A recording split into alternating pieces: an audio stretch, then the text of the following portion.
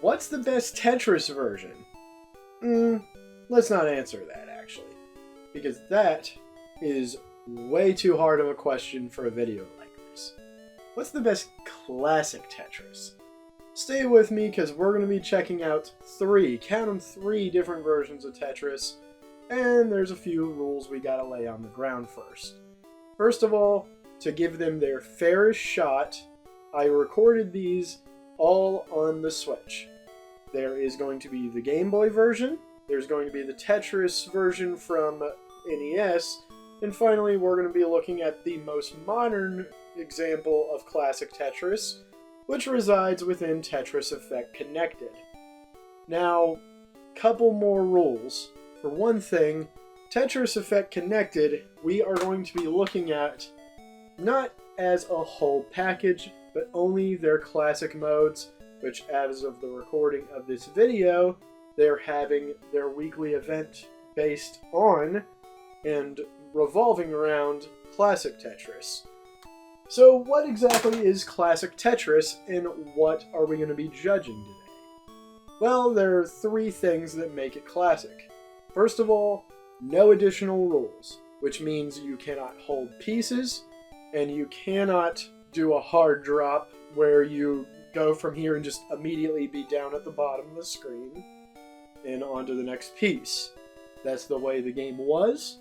It's a little slower than you see on modern Tetris, but that's what the classic formula means. So let's go on to the Game Boy Tetris to start and see what shakes loose. Here we see Tetris on Game Boy. So, to be completely serious with you for a second, this is Tetris as we're gonna know it. And entirely and subjectively great. I honestly don't really have any qualms with the Game Boy Tetris at all. Sometimes with Game Boy, if you wanted to take a game with you, you'd have to sacrifice graphics, playability, and all of this. The fact that Tetris Game Boy even works a quarter as good, let alone as good as it does, means that this thing is already doing its job perfectly. I think it plays just as well as everything else we're going to see today, and that's actually a big accomplishment for these days. However, do I think it's as pretty? Of course not. It's Game Boy, you only got 4 colors of green. But, in substitution for the color we're going to see, it actually gives each of the different Tetronimos a different texture, that way you can tell them apart. And visually, it looks pretty much good. I will say that it is less exciting, but just the fact that it was portable back then, I am going to give it points for that. So, we're looking at an 8. This is a great version of Tetris, and I think it's actually worth playing today even. I do love it, and that's all I gotta say for the Game Boy version. NES version. Okay, so the NES version is something where I revere a lot. This is the one that I picked up first when I got into Tetris as my Zen game back in 2023. I play this game to feel a lot better. That's what Tetris is to me. It is therapy. It is getting away from things that stress me out. And that's what this game does. Its visuals are beautiful and they change up every few times you get a level up. And the graphics are pretty. I think it is absolutely fun. It's dynamic. The competitive scene is just absolutely killer to watch. And more on them a bit later. This game is just as playable, but now it's even more so. It's on NES. This is not, however, my favorite way to play Tetris.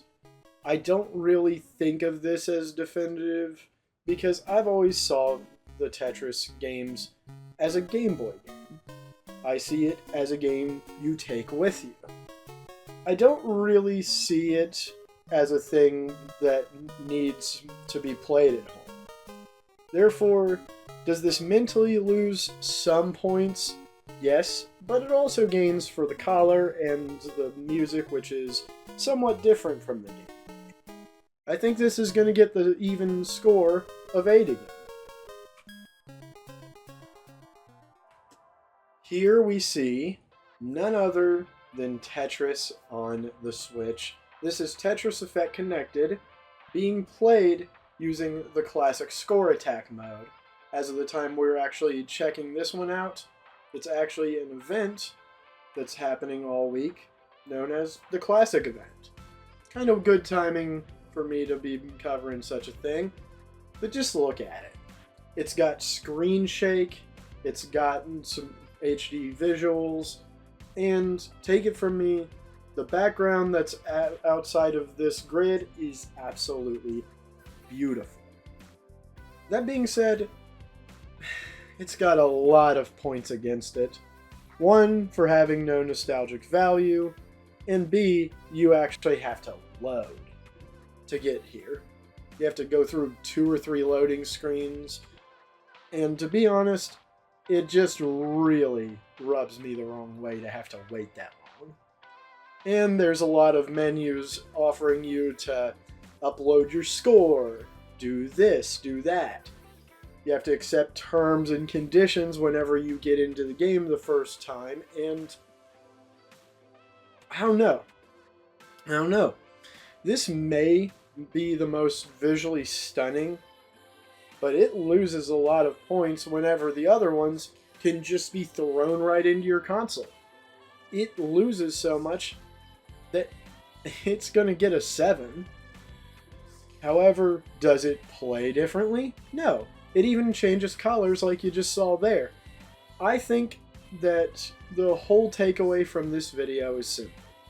Tetris, whether you're young and old, whether you're new or bold, whether you're actually just looking for a good time, or just a nice way to unwind, whether you're looking for a competition, Tetris is the most perfect video game that has ever existed.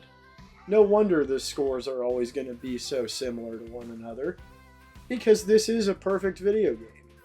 You can play it with anyone. Everyone knows what Tetris is. When you hear the theme, you're going to know what it is. And the competitive community and the Tetris community at large is full of great people doing great things, and they will help you. People will help you learn to speedrun. People will tell you how to hyper tap. You're going to learn T-spins. Just go find your Tetris, because that's what this whole series is about. It's about itself. I absolutely love it. I think you all should play Tetris, and that's what this whole video exists for. It is a great game with a great legacy and a greater community, and I love it to death. So, either way, let's give this guy an 8, just because it plays like the rest of them. But seriously, cut it with the loading screens. What have we learned today talking about Tetris, though? Well, one day whenever I go into a history, I'll get into it a little more, but it's great.